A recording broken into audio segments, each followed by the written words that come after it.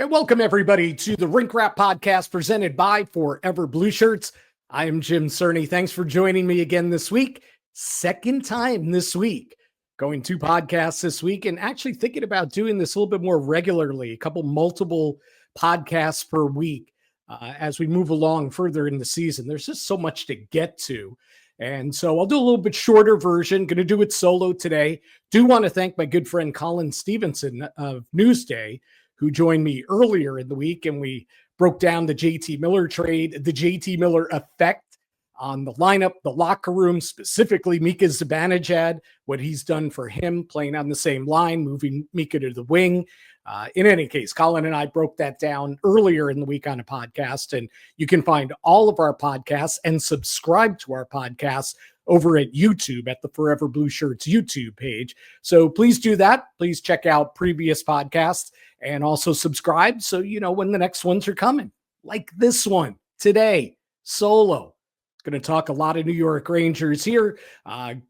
Certainly discuss the win against the Boston Bruins on Wednesday night. Look ahead to what I think are 2 winnable games before the Four Nations face-off takes place this upcoming weekend. We'll get to all of that, but a little story first. Okay. Twitter and I have this love-hate relationship. But when you're in this business, you need Twitter. X, not Twitter. You need it. You need to promote your stories, promote your podcasts. You need it for information. Find out, wow, he said this. Whoa, Elliot Friedman has this trade rumor. Wow, Kevin Weeks says this trade just went down or this guy's hurt. So, when you're a professional in this business, you need X for multiple reasons. I do not tweet during games for the most part. I did yesterday, actually. I did. You're never going to get out of me the play-by-play that so many people do on Twitter. It drives me crazy. It blows up your timeline. Ryan Lindgren, 2 minutes for roughing. Okay. Yeah, I'm watching the game. I know Ryan Lindgren got 2 minutes for roughing. I do like analysis from those in the know and opinions from fans, frustrations or whatever. Okay, whatever. For me, during games, I sit there, I'm doing my work. I'm taking notes. Once in a while, I'll tweet. Yesterday was one of those moments in the first period, after the first period. I just had to get it out there. What a snooze fest that first period was between the Rangers and the Bruins. I mean, really, the whole time I'm thinking in my head, wow, these are 2 teams fighting for a playoff spot, 2 original 6 teams, 2 teams that seemed to be locks at the beginning of the year, to be a playoff Stanley Cup contender.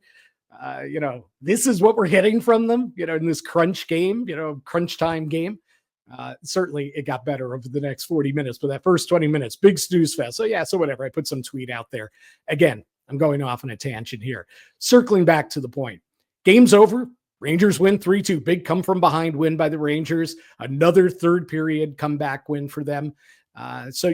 Putting the final touches on my story, editing it, dropping in photos, doing all the things that we do at Forever Blueshirts. And so I go back to X. I hadn't been on X for a little while since the game ended as I was finishing up my story.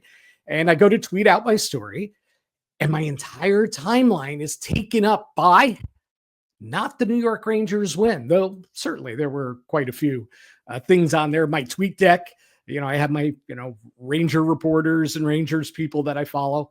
And so, certainly there's plenty of quotes from the locker room, things like that. But what was my main timeline filled with? Pete freaking Alonso. Pete Alonso, LFGM, gets it done. 2 years, $54 million, $30 million this year with the Mets, and then another 24 next year if he doesn't opt out of the contract. So the saga's over. And listen, maybe you're not a baseball person. Maybe you're a Yankee fan. Maybe you don't care about the Mets or baseball in general. You're here we're going to talk hockey, and I'm going to get to that in a minute. But I got to tell you, LFGM, as much as the focus was on Pete Alonso had no market in free agency anymore. Scott Boras misread the market. Teams didn't want to give him the years and dollars that Pete was looking for. And basically he had to put his tail between his legs and come back to the Mets. He had no other options left. Sure, most of that is probably true, if not all of it. But you know what? The New York Mets needed Pete Alonso just as much for this to be a super successful offseason, because there was a mammoth hole in the middle of their lineup. I get it. They signed Juan Soto. That is the big signing of the offseason by any team. I get it. One of the great hitters in baseball is now in a New York Mets uniform in the prime of his career. And that was a massive move. But to really complete this offseason, the Mets had to fill the hole that would have been created if Pete Alonso signed elsewhere. So I argue the Mets needed this, even if it's only for one more year. They needed this signing of Pete Alonso just as much as Pete Alonso needed the Mets. Now you look at that Met lineup, and it's legit. Lindor, Soto, Alonso, Vientos, got to figure Alvarez healthy again, kind of gets back to his offensive form. Jeff McNeil, is he going to remain a 240 hitter? Is he going to come back to the median of where he was? He was a 320 hitter. So can he bounce back and be a 280 hitter this season? Yeah, probably. Starling Marte's healthy. Full season of Jesse Winker. I mean, listen, this is a good lineup. It's a really, really, really good lineup. But it is so much better when you have Pete's power bat in the middle of it, behind Soto, behind Lindor. Mets needed this as much as Pete needed the Mets. The Mets needed Pete. So they got it done. Okay, so I digress. Back to hockey. Big back-to-back wins for the Rangers. The comeback kids are back. That team that had 24 comeback wins last season. What was it? 14. It was 14, right? 14, if I remember correctly. 14 third period comebacks by the Rangers last season. Well, now they have back-to-back third period comebacks in their last two games. They did it against Vegas, down 2-1 entering the third, scored 3 unanswered, win 4-2 on Sunday. And then, pretty much the same cast of characters bring them back again. Mika Zibanejad right in the heart of everything Sunday, right back in the heart of everything on Wednesday. And the Rangers, again, erase a 2-1 third period deficit. Vincent Trocheck ties it. And then Chris Kreider, shorthanded, wins it on the break that was created by Mika Zibanejad. And feel good wins, and you can't underestimate really, or overestimate, right? Really, either way, how big a win this was for the Rangers, right? For their psyche and everything. But they're chasing the Bruins. Bruins are one of those teams that's ahead of them. So they entered play 6 points behind the Bruins yesterday. They lose in regulation. They don't come back in that third period. They're 8 points behind the Bruins. Not to mention, where they remain trailing the 2 wild card teams. Bruins aren't even a wild card team. But instead, the Rangers rally and win. Now they're 4 back of the Bruins. Again, that's just one team. They're also 4 points out of the second wild card, which in the bigger picture is probably a bigger deal. But this is just one more team that the Rangers now have a leg up on, because they have 3 games in hand on the Boston Bruins, and they win the season series, taking 2 out of 3 from the Bruins. So it's a huge win. Now you almost feel like you cast aside the Boston Bruins, right? Falling 8 behind them wouldn't have been detrimental, but it wouldn't have been great. You still would have had the 3 games in hand, but boy, you'd rather have those 3 games in hand to be 4 points back as they are now. But it's also the way that they did it. Man, did they threw the clamps on Boston yesterday defensively. That's, as you head down playoff games, battling for playoff spots, you have to be a better defensive team than the Rangers have been all season. And they really shut down the Bruins last night. And listen, Boston's playing back-to-back games. There wasn't a lot of travel, Boston to New York, but, back-to-back games. Boston did look like a tired team. They didn't generate a lot offensively. They didn't get to the dirty areas, to score goals. They were on the periphery a lot, on the outside in the offensive zone. But the Rangers were tight defensively, and the Rangers created, a lot of that. They really, really stuck to their defensive scheme. That was one. And the second thing the Rangers did really, really well was they got in on the forecheck. at the other end of the ice. So you combine those two things, that's a pretty well-played game. And Rangers only allowed 17 shots on goal. Scoring chances, I think it was only 14 scoring or 13 scoring chances against. I mean, lot to like from the Rangers' point of view. Listen, the Bruins scored those 2 goals in 16 seconds in the second period. But other than that, really, Igor Shesterkin did not have to break much of a sweat. Good win. Vincent Trocheck said afterwards, we're getting better and better defensively as the season wears on. There are still a lot of hiccups, however. And listen, their last meeting against Boston on Saturday surely was evidence of that. You know, they were running around in their own ends and, you know, gave up a 6th spot in that one, including the empty net goal. So listen, it's not all perfect with this team, but this was a good win and kind of a must win for them on Wednesday night. Chris Kreider. Let's give him some love. Okay. Listen, I've been on him this year. I know the fans have been on him this year. Heck, Chris Drury, you know, puts his name out there basically publicly saying, I want to trade the guy. You know, what's your offer for Chris Kreider? You know, the longest tenured New York Ranger. It hasn't been a great year for him. He's battled the back injury. Numbers are down. You know, we've talked about 3 assists on the season, you know, almost like a Cy Young type season, you know, 16 goals, 3 assists. That's where he is right now, right? 16 and 3. But boy, that was a massive goal yesterday. And I love the descriptions and the quotes that came out of the post-game locker room about this. You know, Zibanejad takes off. You know, Miller creates a turnover. That's Keandre Miller. Creates a turnover. Adam Fox turns it up the other way. Zibanejad takes off on right wing.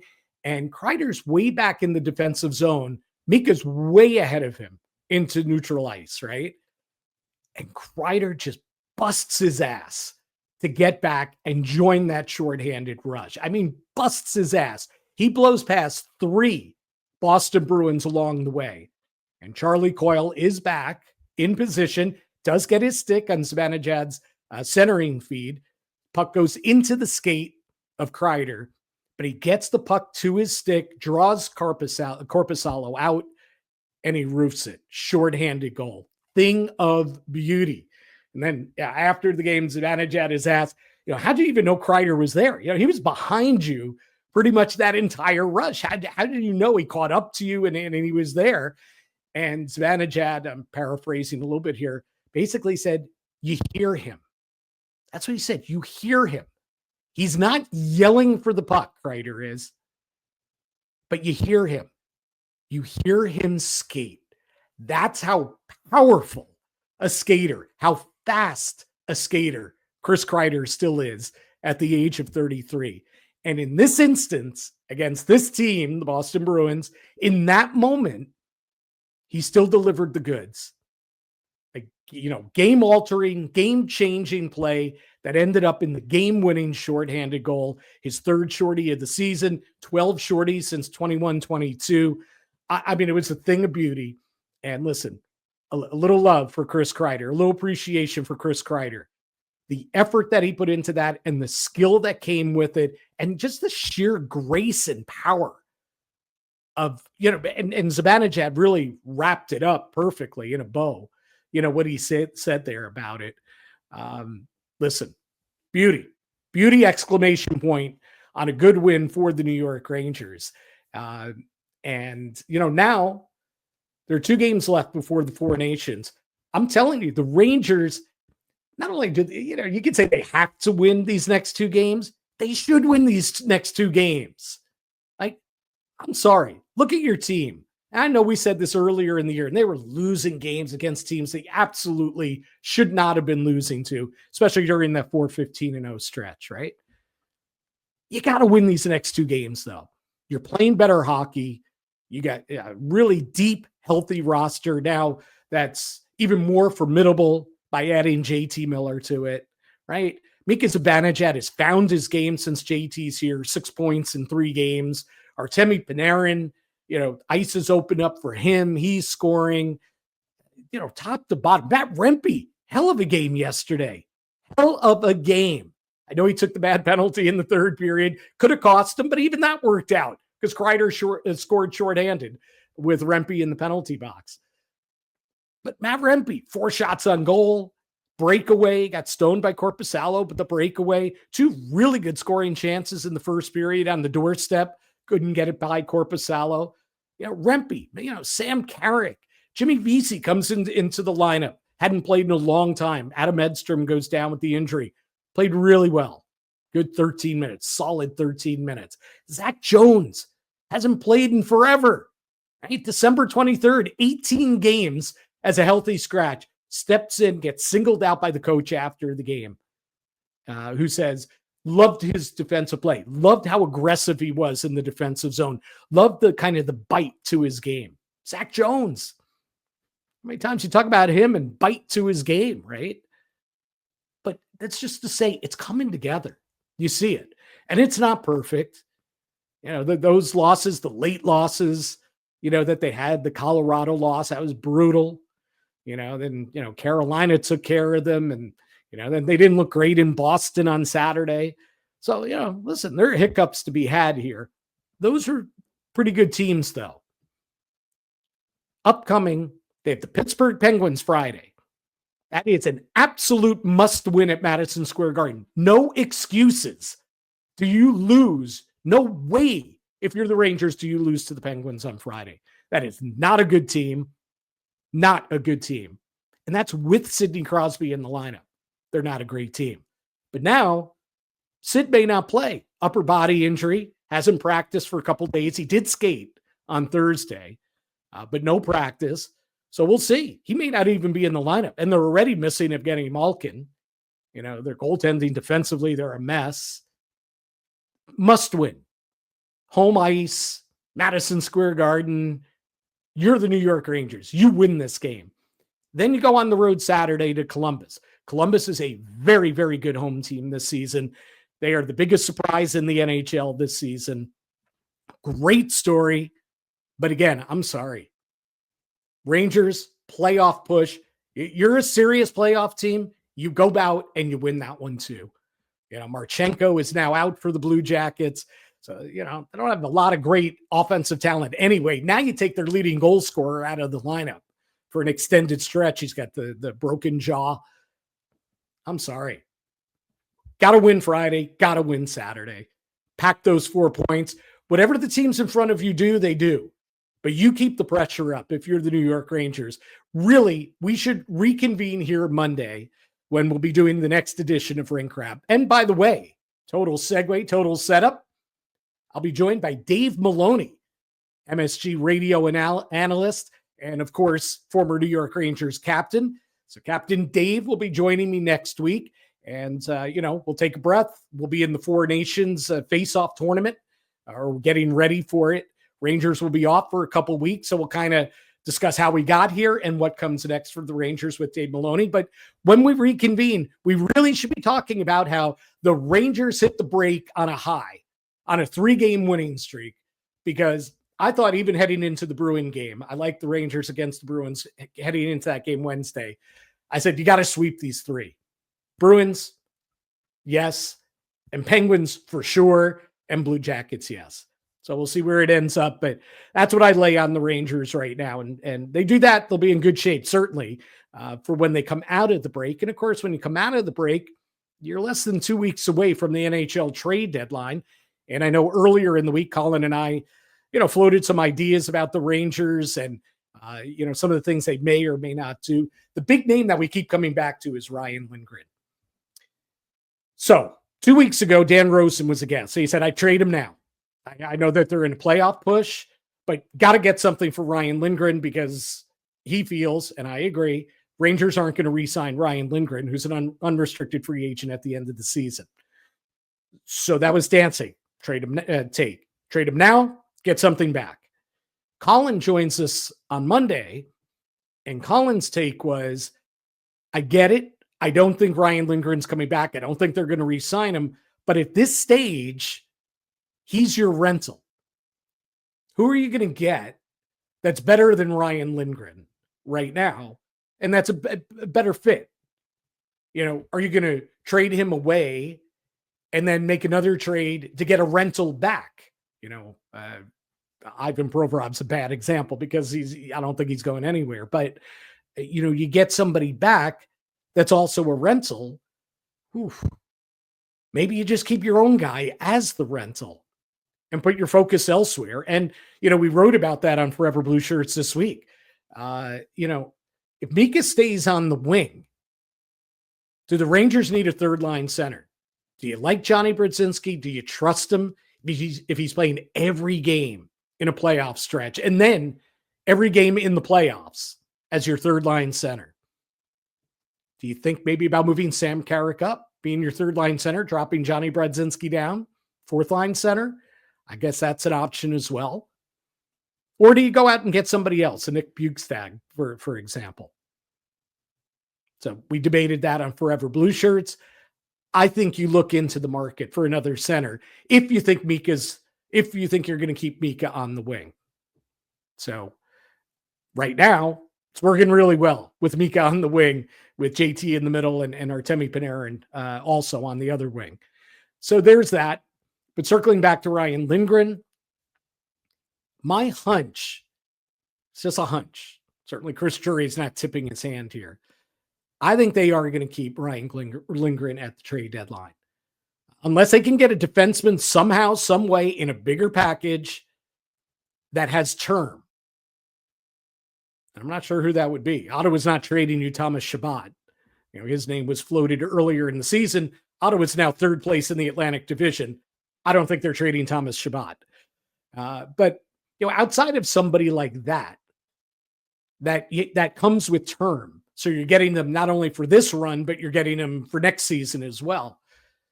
Does it make sense to trade Ryan Lindgren? And I get it. There are warts in Ryan Lindgren's game, but he might be the best fit for now. Best fit with Adam Fox. Let him finish out the season. And then you go hunting for a left-hand shot defenseman in the offseason. Listen, Rangers are going to be in good shape too with the cap, where it's going to be at, the money, how far underneath they are, the cap. They could be real big game hunters, I think, in the offseason. But heading into trade deadline, I could see them still maybe looking for another defenseman, maybe a third pair guy, maybe an upgrade over Vakanainen. Maybe Vakanainen becomes your number 7D. I'm still not sure that, despite all the praise for Zach Jones in his return to the lineup on Wednesday, that there's a lot of long-term faith there in the coaching staff and management in Zach Jones. So, that's something I think to keep an eye on. Maybe a bottom six winger as well. Now that Adam Edstrom is out, between 2.5 to 3.5 months, could be out for the rest of the season. So things to keep an eye on for sure heading into the trade deadline. And then, the final piece to the puzzle are the guys in Hartford. Do you think that maybe Brett Berard is a better fit as that extra forward or as that fourth line forward or a guy that weaves in and out of the lineup? When he's healthy again, he's been hurt down in Hartford. Maybe he's a bottom six guy, in essence, a fourth line guy you think about bringing up. Brendan Othman, I still think he's got to be a top 9 forward. I don't see him as a fourth liner. Could be wrong because he's a big guy, physical guy, plays the body. But I think Brendan Othman's opportunity is probably next season, unless he's part of a package and heads somewhere else before this trade deadline on March 7th, which I think is possible. And then, of course, the final piece of the puzzle is Gabe Perreault. When the Boston College season comes to a close, the collegiate season comes to a close, you would think Gabe Perreault is going to turn pro, right? You think he's going to sign his entry-level contract? I do.